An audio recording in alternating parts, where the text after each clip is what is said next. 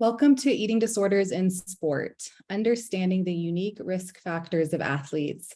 My name is Danny Gillity, the Executive Director at the Eating Disorder Foundation, and I'm delighted to welcome everyone here tonight. Today's workshop is brought to you in collaboration with the Eating Disorder Foundation and EDCare Athlete Edge. I will be putting information about both organizations in the chat feature and how you can get in touch with myself and Lydia. If you have questions for our presenter, I invite you to use the chat feature to communicate with me and the presenter. The chat will be open, so I ask that you remain respectful. We will save time for Q&A after the presentation, and I will deliver those questions to Dr. Nickols. We will not be sharing the PowerPoint. However, we are recording tonight and we'll send the recording as soon as possible.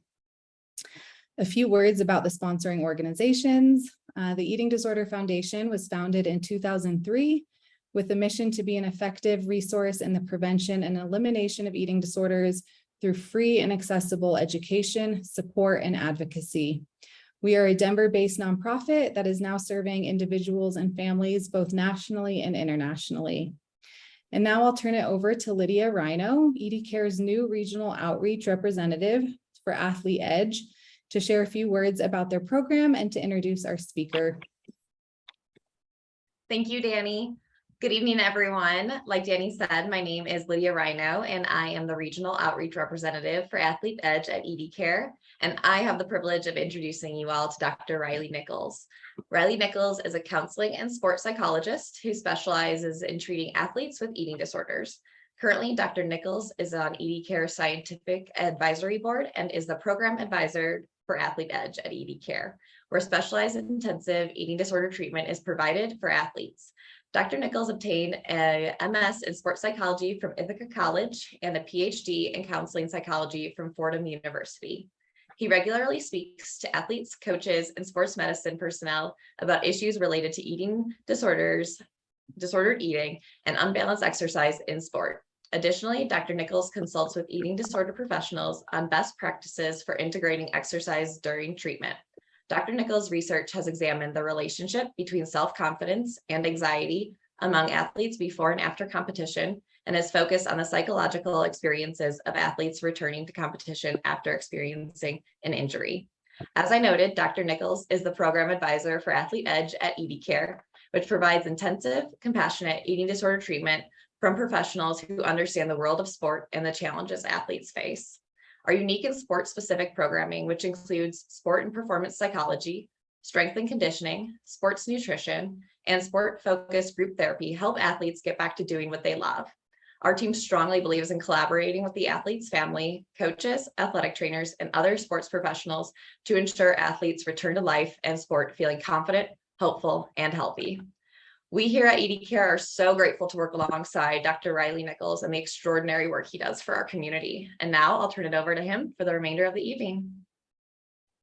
Thanks, Lydia, and thank you, Danny and Eating Disorder Foundation for having me. It's a privilege to be with you virtually this evening. I feel great honor to kind of work with this population, with athletes struggling with disordered eating and eating disorders. And we'll kind of just scratch the surface this evening, and due to time constraints, we'll talk about a lot of things, and I could talk for a very long time on each one of these, I think, important and salient issues, but hopefully won't do an injustice and oversimplify any of these really sometimes complex intertwined constructs that we'll talk about. So with that said, we'll go ahead and jump in here, and I'll try and end maybe about 10 minutes or so early, and would love any questions you have throughout. Just throw them in the chat, and Danny can kind of compile those and ask and bring them up during my talk or at the end too, but would love to hear from you as well. So that said, we'll go ahead and get rolling here. So I think about just in terms of eating disorders on this continuum of disordered eating, and I think a lot of this is maybe redundant from what you know, but I think helpful to maybe frame things for a brief moment here. So disordered eating, obviously orthorexia kind of in the media is more of this like righteous, rigid eating that oftentimes I see athletes in general kind of fall into. And most of the time, it's usually well-intentioned to care for oneself, to improve health. Oftentimes there's a desire at some level to help improve sport performance, recovery from workouts, maximize training efforts and whatnot too. As we know, at times when some of these rules are deviated from, sometimes guilt, anxiety, stress, whatnot can emerge, and then kind of clinging to some unwholesome behaviors thereafter, oftentimes a result. But oftentimes more broadly, many athletes kind of fall in kind of this realm, which, you know, is sometimes normalized in the context of sport, but really is just a notable vulnerability that athletes inherently have. And I think just to frame this briefly, I think eating disorders are just really a stubborn, complex psychiatric illness. Of course, there's a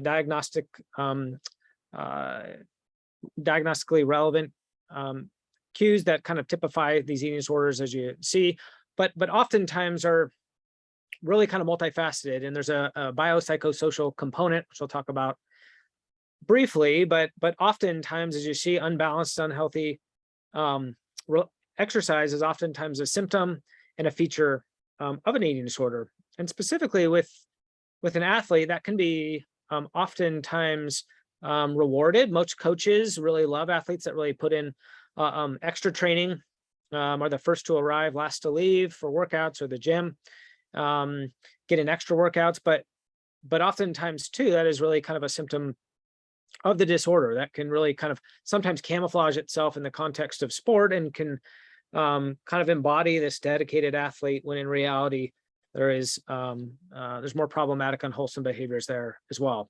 And of course, we'll talk about the treatment, but treatment is utterly vital and critical in a timely manner as well.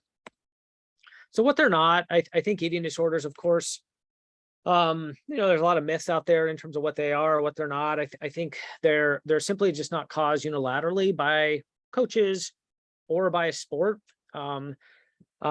And it's not only just an athlete's attempt to manage weight for sport performance. I work with many athletes who are keenly aware that due to changes physiologically in their body, whether that's weight or body composition wise, really their sport performance is deteriorating.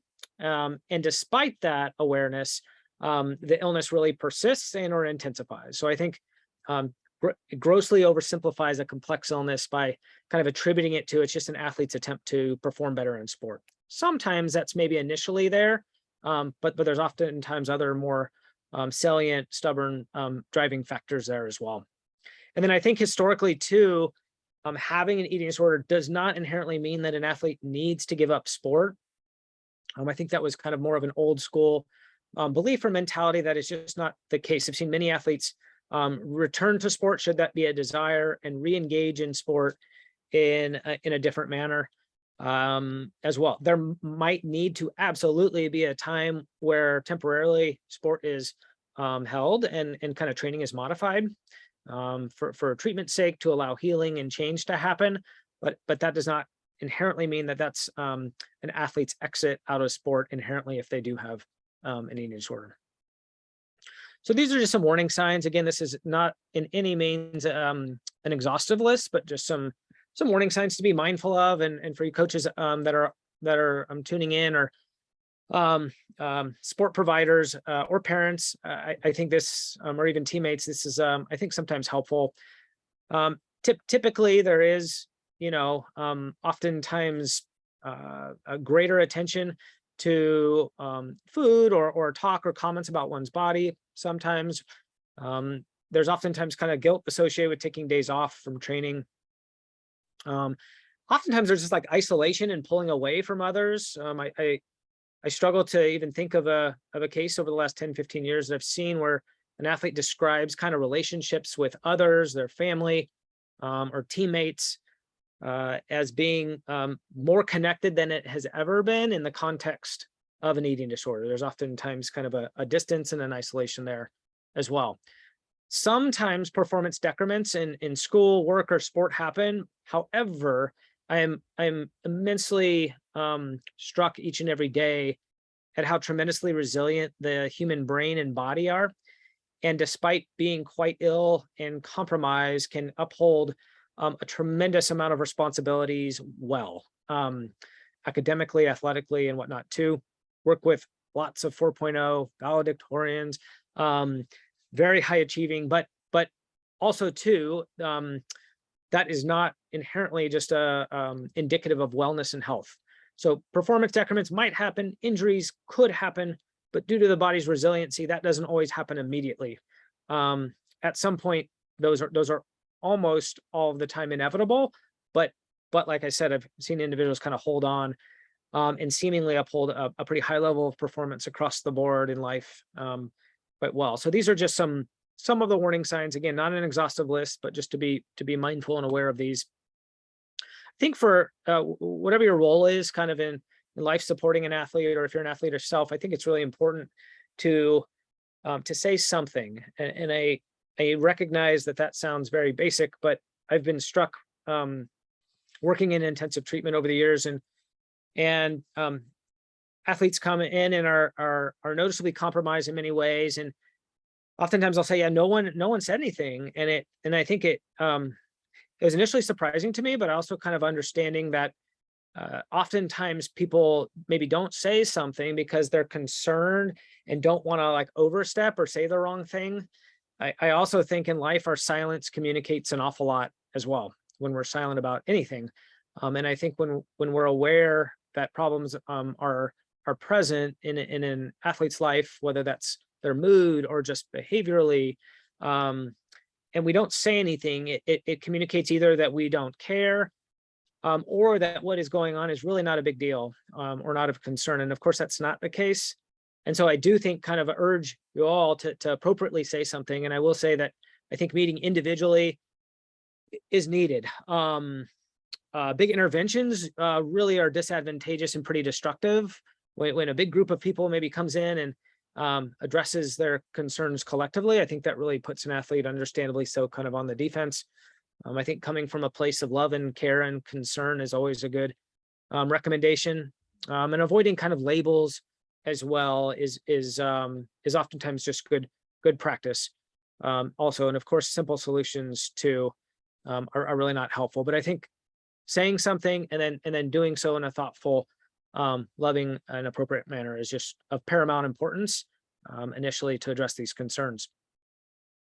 We talked about some of the risk factors here, but like most things in life, physical ailments, psychological disturbances, eating disorders have kind of a biopsychosocial kind of construct. So there is a genetic disposition, of course, and that is immediate family member struggling currently or in the past with an eating disorder certainly enhances and intensifies an individual's risk factor.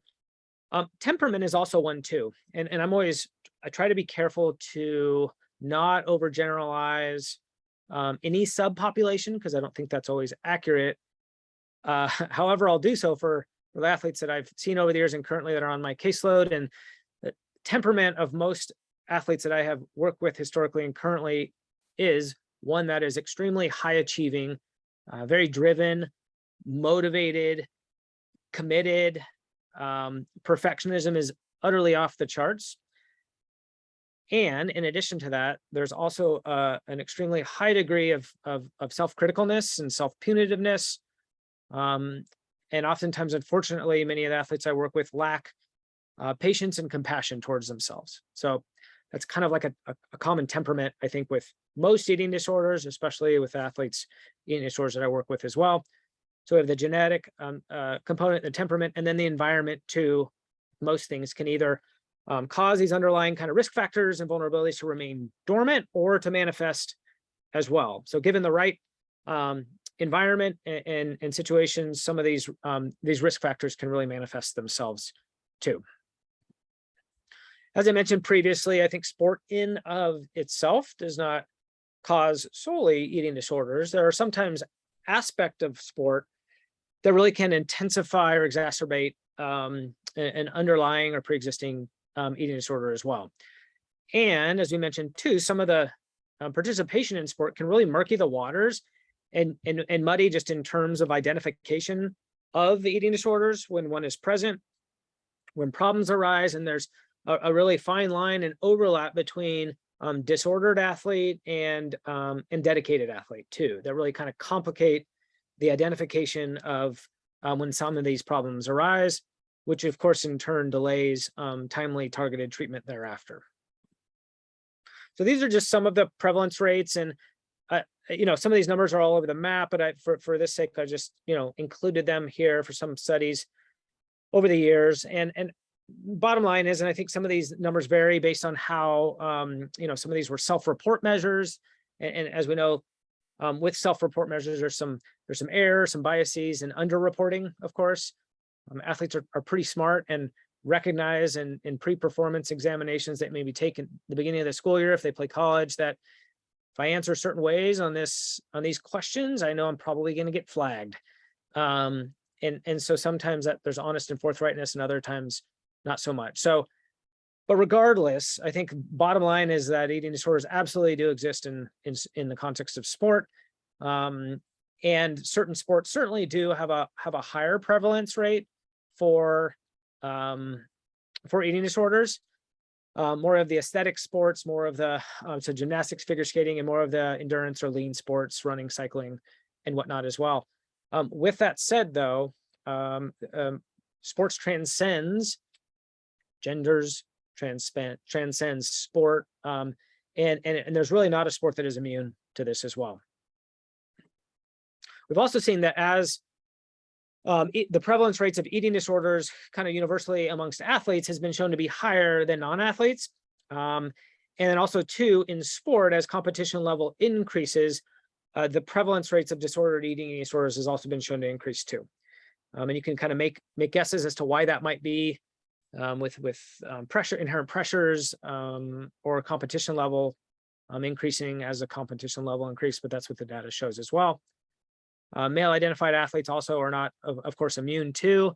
And I think there's in the sport world, there is a much greater sensitivity with male athletes to recognize that they also are not immune to eating disorders, of course. But I still think, unfortunately, males do sometimes fall through the cracks a little bit in terms of identification. And so I think just kind of keeping, or just being mindful, at least, that obviously males absolutely do struggle, but the research does show that oftentimes they're identified later than female athletes, and then seek care later as well. So the title talks kind of inherent risk factors for athletes in sport, and there's a multitude, and again, this, for the sake of time, this is not going to be an exhaustive list, but these are just a few. Certainly weight pressures from teammates is absolutely one of those risk factors, and athletes are extremely aware and competitive. And I think that awareness and competitiveness really suits them quite well in the context of sport. However, it can also really amplify when athletes are aware that teammates are making changes to their training regime, making changes nutritionally, or there's been changes just in terms of weight and body comp. So they're keenly aware of that, and that awareness, and just oftentimes living with their teammates and being in close proximity really make it challenging, and are just an inherent risk factor too that athletes do face. I operated on the assumption that I think everyone has the best intentions in mind for athletes, parents, coaches, and whatnot. I also think that sometimes those best intentions can sometimes be misguided. There's wonderful coaches out there that really are sensitive and get it. And there's also, I think, just a reality that coaches hold a place of power and are in a position of power for athletes. And I think inherently because of that, their influence is really prominent and can be prominent in an athlete's life. And so oftentimes that, a lot of athletes just even have reported that they feel weight pressures from coaches, even if that's not inherently overtly said, but that even the sense or the perception that coaches do have expectations for my weight, that again is a risk factor, right? That not all athletes, of course, face, but certainly those ones that are vulnerable in the areas that we discussed too. These are just more too, just in terms of sometimes there's just overt comments that, of course, coaches make about an athlete's body or food choices and whatnot as well. And then sometimes it's just simply that they just perceive that coaches feel a certain way, and those perceptions might be totally inaccurate. Regardless, that also intensifies the weight pressures that athletes feel. And the one thing I will say, and I'll talk about this a little bit later, is that, I mean, I say this for coaches, but I think for all of us, especially myself, I think there's just an inherent need to really stay within your scope of practice and your lane of expertise. And I think oftentimes there's comments made about food, nutrition, body weight that are well-intended, but wildly misguided and veer way outside of one's lane of expertise. And I think with coaches specifically, I think giving really specific nutritional advice, unless you're a certified sport dietitian, it's just really misguided and can be really a weapon that can be quite destructive. That still happens. I think coaches have a really good understanding of nutrition and maybe weight, but I think need to stick to deferring to those recommendations from qualified providers for those reasons. And we'll talk about that a little bit later. Of course, the risk factor that athletes face is the connection and belief between body weight and sport performance. And I think that there is a longstanding belief and myth oftentimes that the leaner athlete will indeed perform better. And this really can be very destructive and can be a catalyst for, an athlete to really engage in behaviors that are just not rooted in science, and that can really intensify one's vulnerability too. But the belief in sport that leaner is better, weighing less is advantageous to sport performance is hardwired, especially in some sports. But I do think is just a really prominent risk factor that isn't going away anytime soon for our athletes. These are just so the International Olympic Committee developed a consensus, REDS, and most of you are familiar with it, but for those that aren't, it's relative energy deficiency in sport. And I think this is has superseded and somewhat replaced the female athlete triad in the past, which I think was helpful and informative, but also too did not capture kind of a broader audience, such as postmenopausal women, or where do males certainly did not fit in the triad, of course. So the relative energy deficiency is simply just over a sustained period of time, your intake, your nutrition does not support your body's metabolic needs and your body's energy needs. And over a prolonged period of time, there's a deficit in terms of stored energy or available energy. And as a result of that, that can absolutely impact many systems of the body. And not going to go kind of in the weeds with each of these, but I do think some of these systems or most of these systems can and will be impacted at some capacity due to being in a prolonged state of energy deficiency. And as a sports psychologist, I see pretty clearly just in terms of the psychological implications of an energy deficient state. And there almost always, if not always, is a co-occurring mood disturbance in addition to an eating disorder. So anxiety, depression, OCD, PTSD. And if you think about it, like it takes notable energy internally to kind of regulate emotional distress. And if you're in a persistent state of energy deficiency, you literally lack the available energy to just regulate that internal emotional distress too. So oftentimes we see these mood disturbances intensify as that state of energy deficiency or malnourishment kind of is prolonged and sustained. So there's multiple medical complications, of course, too, to being in a persistent energy state. There's also, some athletes might experience none of these for a while, and some might experience several of these. My experience is you can talk to your blue in the face to athletes about like the medical implications, and that's fine, but that oftentimes kind of doesn't really land or resonate, or there's not imminent concern or urgency to rectify those usually.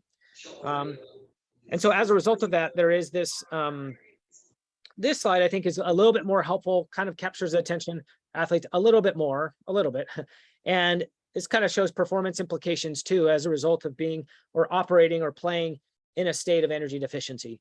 So of course, if there's an energy deficient state, your glycogen stores are going to be lacking. So your sustained aerobic endurance and whatnot is going to be hampered. Your training response from workout to workout, your body's ability to make fitness gains, muscular, aerobically, anaerobically, is going to be stifled as well. Oftentimes coordination and concentration, which requires energy, is impaired. So think about it for athletes in this state. They kind of talk about kind of more of a foggy brain as the day goes on, and not having the sharpness and crispness and clarity. And as you can imagine, if one of these areas is impacted, how could it not notably impact one's performance in sport? So I'm going to skip this here. And I do think this next slide, I think I always kind of think about, and Ron Thompson, who's amazing, kind of the pioneer, along with Roberta Sherman, in specifically with athletes and eating disorders, came up with, poured through the research, the sports science research and the data there over decades, and found more or less 40 factors directly tied to athletic performance: physiological factors, dispositional traits, psychological traits, and kind of here they are. So 40, give or take. As you can see, weight is absolutely one of those factors. But there's also 39 other factors, right? That any athlete or coach will say, yes, these all directly impact sport performance. However, there is a propensity and a tendency for some athletes that we're talking about to elevate that weight piece to a really disproportionate place, right? And perceiving for some athletes that changing weight, modifying body composition, changing both, is the linchpin and would unlock greater athletic performance, right? And I think that really dismisses and disregards the multitude of other factors too that are directly contributing to an athlete's performance. So if you're a dedicated athlete, ideally, this is a helpful thing that I do with athletes too, and almost like have them devote a percentage of time behaviorally and time cognitively, like with your thoughts, to fostering and cultivating each one of these factors, right? And it's helpful, opens up a dialogue, and you'll see some athletes sometimes will neglect a large number of factors that really are advantageous to sport performance, and will disproportionately think about certain factors like weight or others that really that does a disservice to the other factors. So I think this is just a helpful visual that I have in my mind and dialogue I have with athletes oftentimes too, if their really strong motivation is to increase athletic performance too. But any coach or parent or athlete who really spends a disproportionate time talking about weight or body comp, really kind of obviously that's just highly misguided with what the data shows, and can intensify and exacerbate underlying kind of vulnerabilities too. So as we talked about too, the unbalanced, unwholesome, compulsive exercise is oftentimes a byproduct of an eating disorder. So I think that I'm in the same camp as Bamper there, and I do not believe that primary exercise compulsion exists. I fundamentally have seen and believe that, meaning that exercise compulsion in of itself is not really possible. I do think it's a byproduct of an eating disorder as well. But again, this kind of murkies the water for athletes, especially where training and putting in extra work is really oftentimes reinforced by many people as well. So with that said, I think part of treatment is really trying to reshape relationship with food, yes, with body, absolutely, reshape relationship with oneself, absolutely, and then also too with movement, with sport. And this is kind of the construct and the contrast that I oftentimes think about in my mind and talk about. Good friend and colleague and sports psychologist in Denver, Kate Bennett, beautifully kind of outlined this. And I think about, you see the contrast there as well. Goal to challenge oneself and engage in a variety of activities. It's great. With exercise pathology, it's more to alter one's appearance and or to regulate discomfort, right? It's certainly understandable that you would have a preference to get in a planned workout. And if that plan doesn't work, it causes concern. However, more of a pathological relationship with movement is a missed workout causes like utter distress, extremely distressing. So there's a difference between, hey, I'd prefer to get in, my training as planned, and it's kind of open-handed is the way I kind of visualize it, as opposed to I must get this in, and it's very rigid and more close-fisted. And I think in a place when eating disorder is really active and present, that inflexibility and rigidity in many areas, especially with training and especially with movement, is absolutely present. And the goal is to obviously enhance that, increase the flexibility and adaptability as well. I've been a triathlon and running coach for 20 years now, and I'd like to hope and think that, I somewhat understand the science behind prescribing a training plan and recognize that training protocols and training plans for any athlete in any sport need to be periodized, right? So periodized training is you essentially have like a period of time, could be weeks, where there's like base training, right? And then there's a period where you build and then peak at optimal time for a very finite amount of time in the season, and then or taper and then peak and then recover and rest, right? And then you can do that a few different times, that periodized notion of training over the course of a season, just a few, and then over the course of the year too. When there is exercise pathology and compulsive movement present for an athlete, coaches get paid money and their livelihood largely depends on optimally preparing athletes. And they construct really ideal, individualized training plans for their athletes. And if or when an athlete is doing additional workouts above and beyond a training plan that is written for them, their training is no longer periodized. That's blown up, right? So the adaptations that the body can have is really minimized and negated because they're no longer training in a periodized manner. And I oftentimes find that like fear, distrust, and insecurity and anxiety is driving that. It doesn't feel like that for most athletes. It's I'm a dedicated athlete. I'm committed to my sport. I need to do more. But really, it's distrusting the training plan, distrusting science, distrusting your meal plan, even distrusting your body's ability to appropriately adapt to the specific stressors put on it over the course of your periodized training. So part of treatment is to take kind of this pathological relationship with movement and of course, develop a more wholesome, balanced relationship with exercise and movement as well. This is a big, I think, thing too that comes up oftentimes with athletes. Goodness, all the time. Big difference, right, between an athlete heart, healthy heart, and a sick heart. Can't tell you the number of times that I hear, well, I have a low heart rate because I'm an athlete, right? So I actually had an athlete yesterday, a triathlete that I'm working with, and she had a really notable period of stability, but recently, past few weeks, she's really been struggling.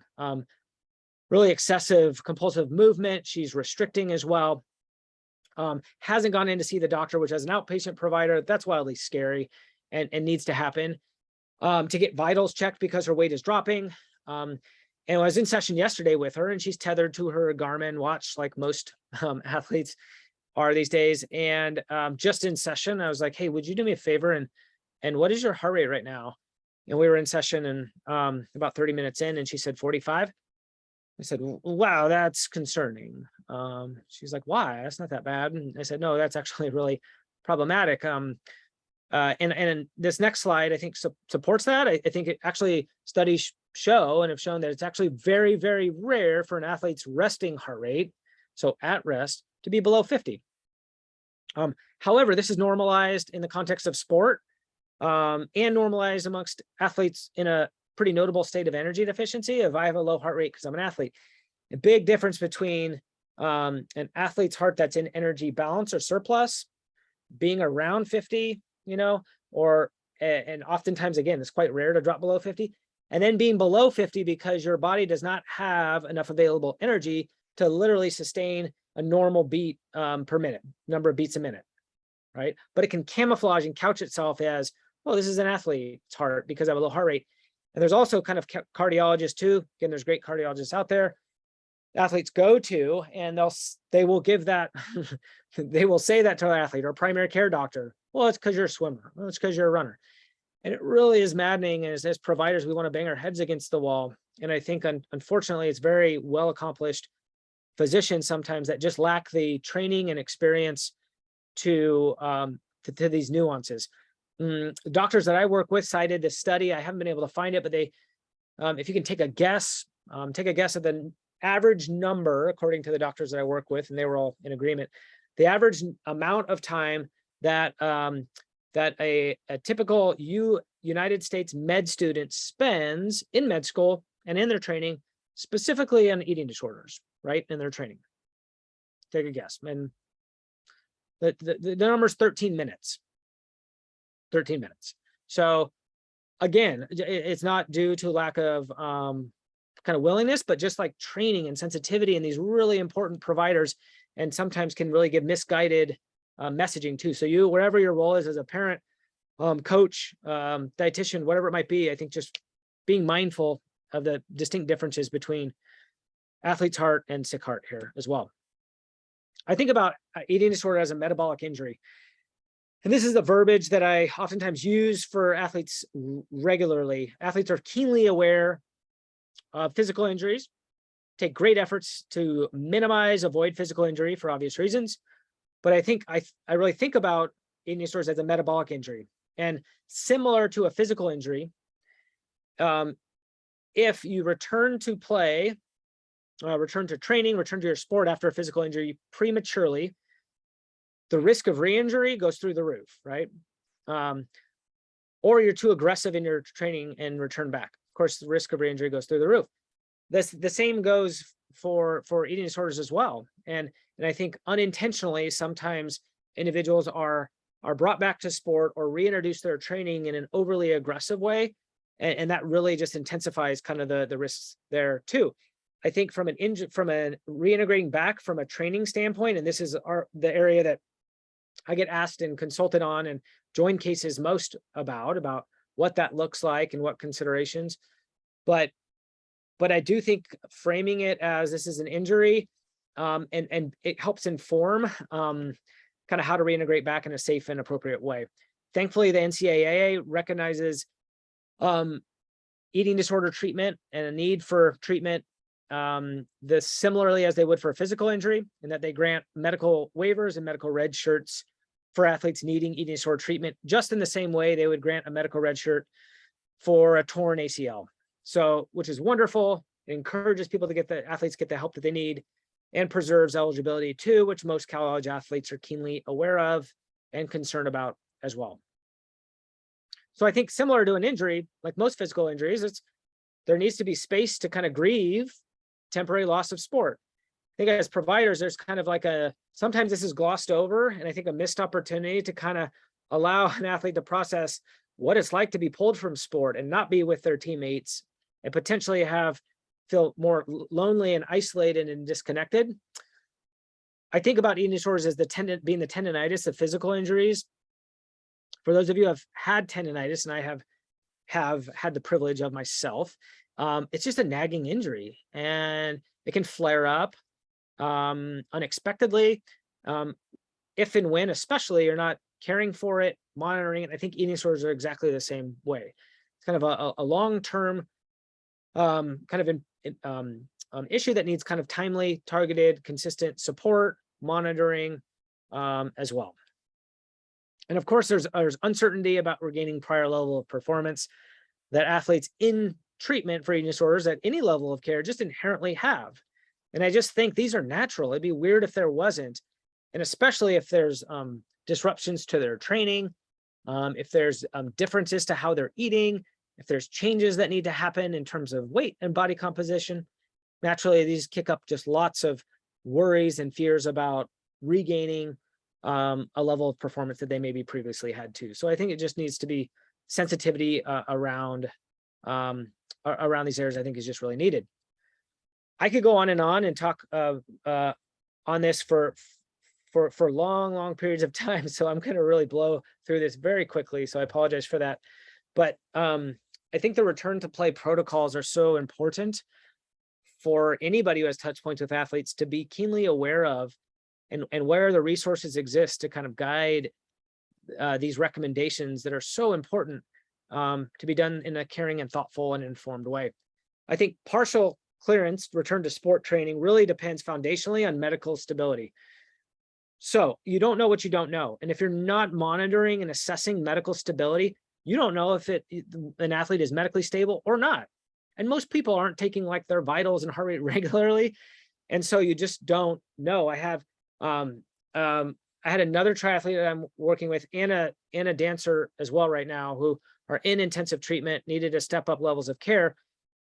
And they're very medically unstable, didn't know it. They should have been going to a doctor, and there was a gap and delay in going in their checkups, or they refused to go, but they were significantly compromised and medically unstable. So an aspect of medical stability, a lot of you are aware, but is kind of orthostatic pulse changes. So from seated to standing, a pulse that jumps more than 20 beats a minute is one marker for medical stability. It's not the only, but it's essentially a very simple task that, an athlete does, right? Seated to standing, that your body is just so compromised, malnourished that it cannot regulate, like physiologically, blood pressure and or heart rate appropriately. So that's really dangerous, right? And so that needs to be foundational. Mindset and psychological readiness is also another key component. And there's a body and brain connection here. And I think part of with eating disorders, there's healing of the brain that's just vital.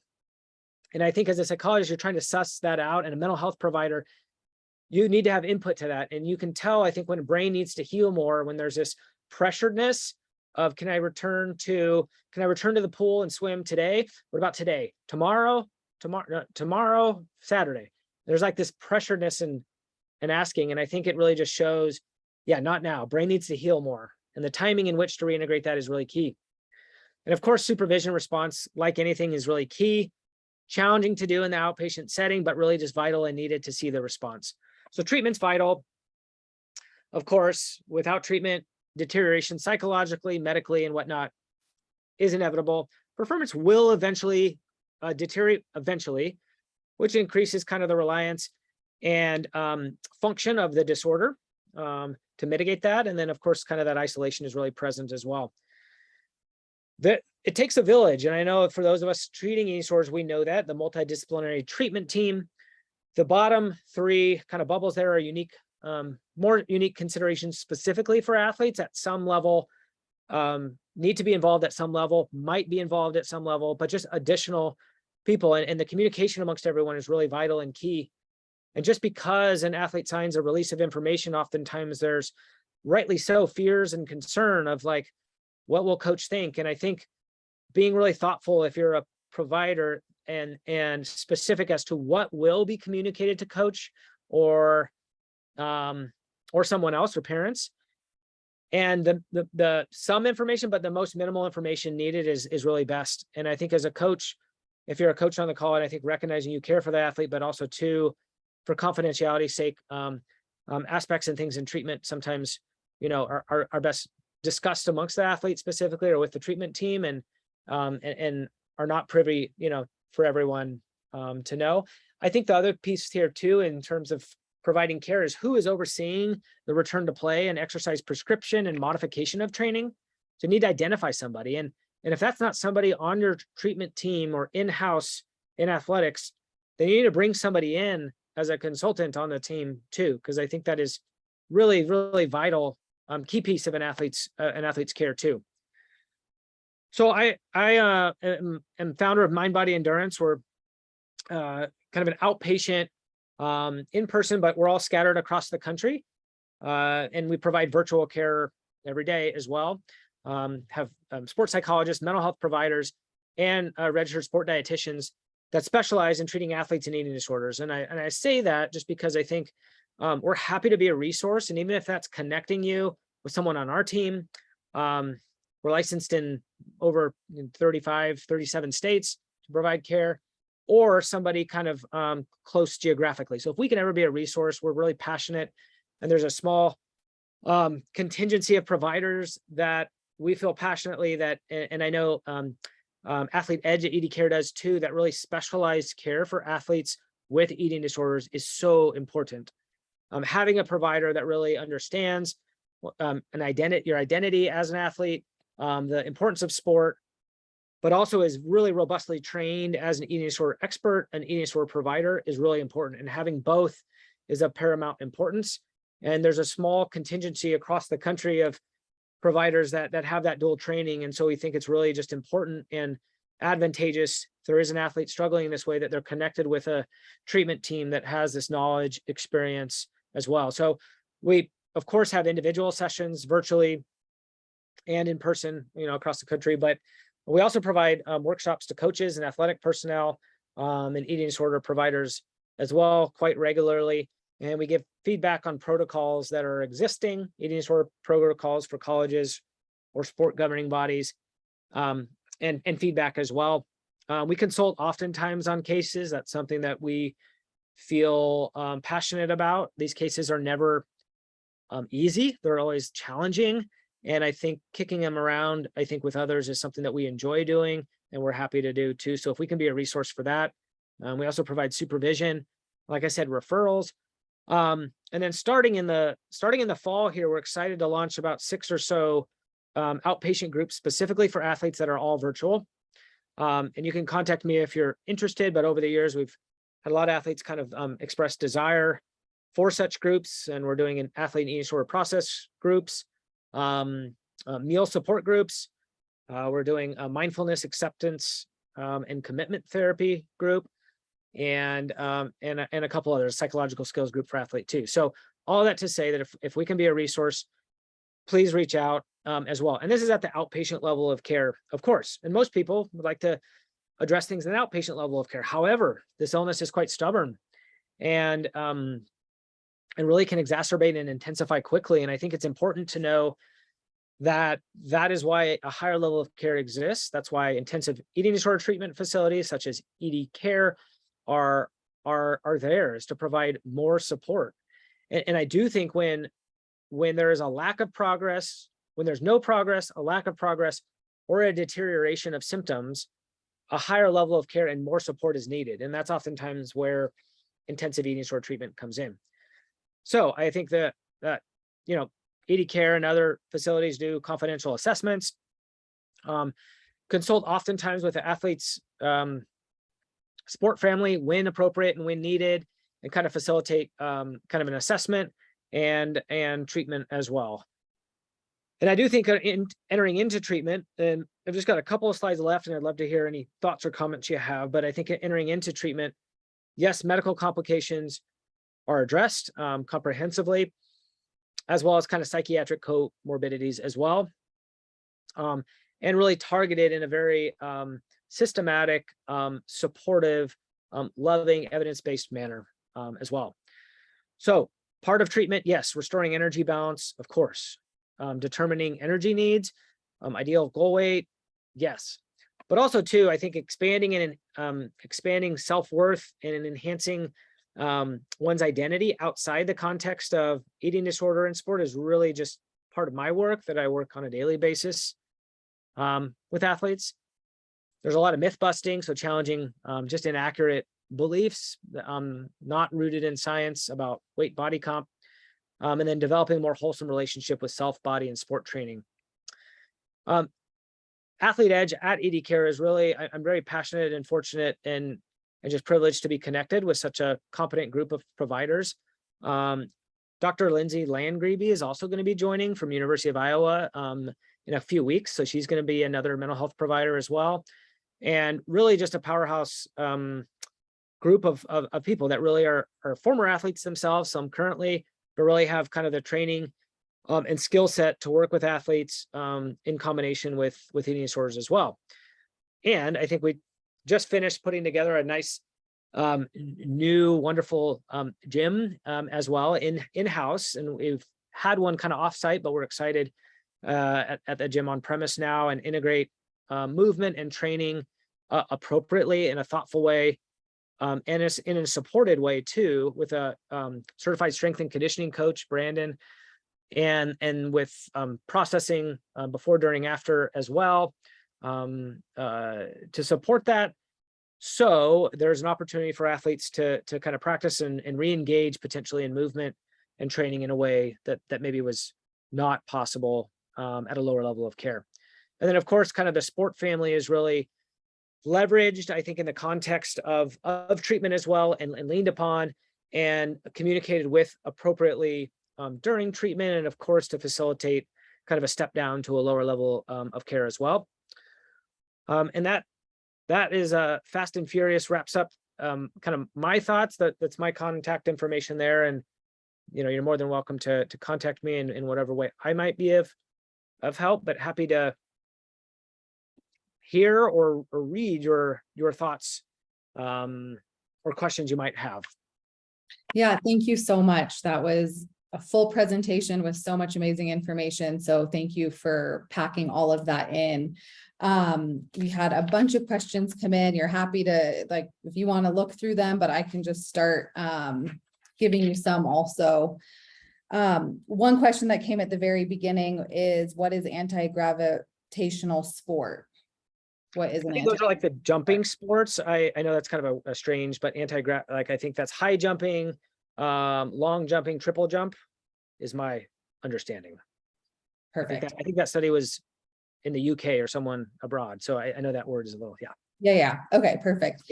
So there was a question around that there are a lot of people who claim to have certifications in nutrition or sport nutrition and advocate for restrictive eating practices.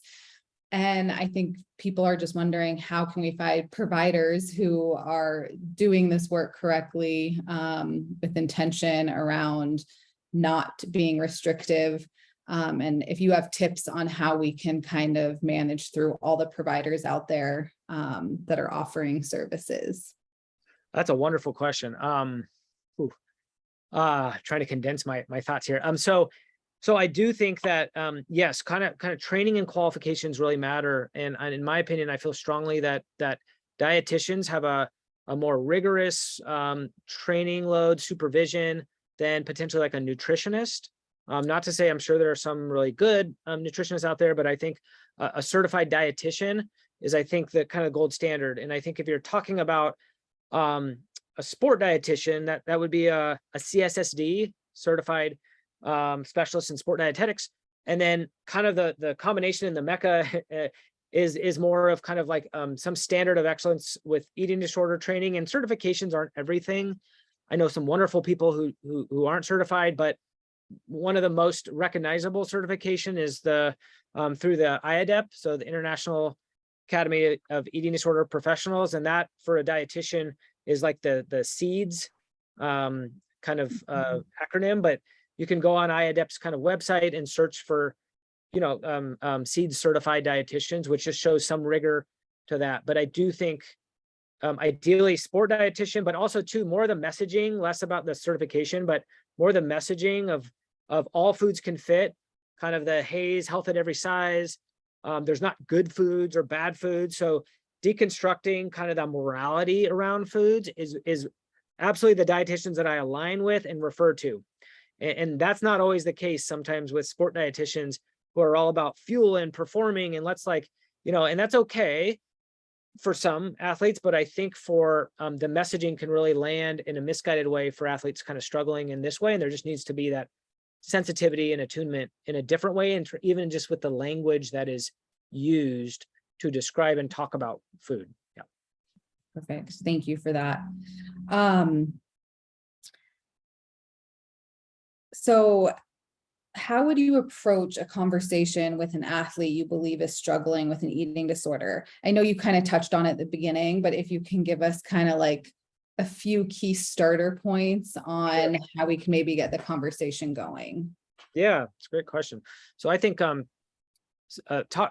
think acknowledging what maybe you're observing. So, hey, I noticed it just hasn't quite seemed like you've been yourself lately. You just kind of seem more quiet and withdrawn. I'm just wondering if everything's okay. Or, hey, I've noticed you just haven't really joined our team for like team dinners.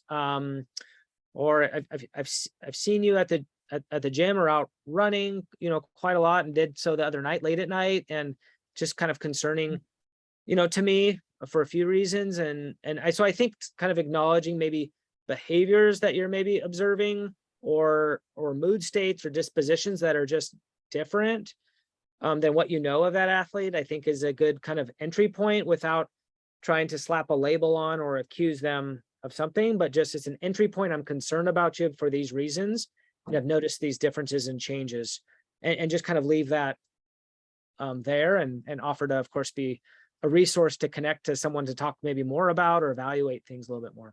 Yeah. Okay, great. Thank you. I don't know if you're going to have just like one answer to this, but questions around if there's an average amount of time athletes will need to spend in a treatment program, outpatient or outpatient sport focused care. Guessing it varies, but if a client needs to go inpatient, do you have an idea of how long they're typically there? Yeah, I think it kind of varies in terms of the numbers. I think I will say I'll start from outpatient. Like most things, physical ailments, psychological ailments, early identification is key. And the earlier you can kind of get targeted treatment in a timely way, the prognosis is best, right? And the length of time usually is shorter, as opposed to these problems and challenges and behaviors and whatnot that have been persistent for a longer period of time. The course of treatment is just going to stretch in outpatient. So there's some individuals that I've seen in outpatient for disordered eating disorders for, a few months, 4 or 5 months. And there are some eating disorder patients that I have seen and I'm working with that I've seen for 7, 8 years of several, and they've maybe bounced up to intensive treatment and down. But I think more intensive treatment, the average length of stay, for residential and PHP is oftentimes, more or less like, 2 months to 7 months. Like, I mean, that's again, a big range, but it just kind of depends. Okay. That makes a lot of sense. I think you covered this a bit, but just a question around how would an athlete know when the line is getting blurred between healthy training and compulsive training? And I think that might have been the chart that you talked about. Sure. But maybe just a little more on that. Yeah. I think one is your training rooted in science and evidence-based and exercise physiology. Can you demonstrate that through research and science? So is the science support what I'm doing? What reaction internally does it elicit if you don't get in the training or there's disruptions to your training? So that's, I think, also helpful. Is there spontaneity and variety? Does it change in terms of like duration, volume, what you're doing? Do you just exercise and move just by yourself, right? Like, are you a lone ranger? Does it have to happen at certain times or certain durations, or does it need to meet a certain threshold of time or calories burned to feel enough, right? So those are just maybe a few. There's a lot more, but yeah. Those are great. Okay. There was a question around, I think they were asking about your mind body endurance company that you have, and if you work with athletic trainers at colleges, if the athlete gives permission. So will you help be on a team supporting athletes that are in programs? Completely. And I have a Zoom call tomorrow with an athletic trainer at a college in Colorado. So I look forward to that. But yeah, so the short answer is absolutely. I think the athletic trainer is such a key person in the care of an athlete in general, but especially with eating disorders. We don't joke, but the athletic trainer is usually the boots on the ground, the eyes and the ears, and the bartender of kind of the and has a good pulse on a team, right? Because they travel with a team, they're there early for practice, late, and they're so important in terms of not just identification and what they're observing, but also to being communicated with for an athlete's modification and training. And athletic trainers are oftentimes the point people for coming in and doing weights, maybe in the training room, blind weights, and or supervising training at some capacity. So the long-winded answer is utterly yes. I think athletic trainers are a vital piece and need to be collaborated with. Yeah. Okay, awesome. I know we're right at time, but I have one other question. I mean, there's so many more questions, but somebody just popped in the chat. So this person works with runners, And they want to know how critical is the stoppage or pausing of sport for a period of time if REDS is suspected or eating disorder is confirmed or highly likely, and is it sport dependent? Yeah, that's a really good question. I'm going to throw in the chat a link to a Runner's World article that I was interviewed for last month with Jake Riley. He's an Olympian, but male that acknowledged and talked about his struggles with being in a relative energy deficient state. So I'm going to throw that in the chat here. Perfect. And Danny, can you repeat the question? I know we're at time, but just I lost the first part of the question for the.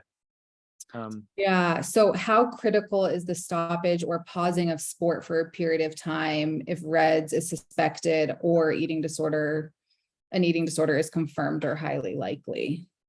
Totally good question. I think it really depends. So I think there is a need to restore energy. So the best and most efficient way to do that is decrease output and increase input simultaneously, right?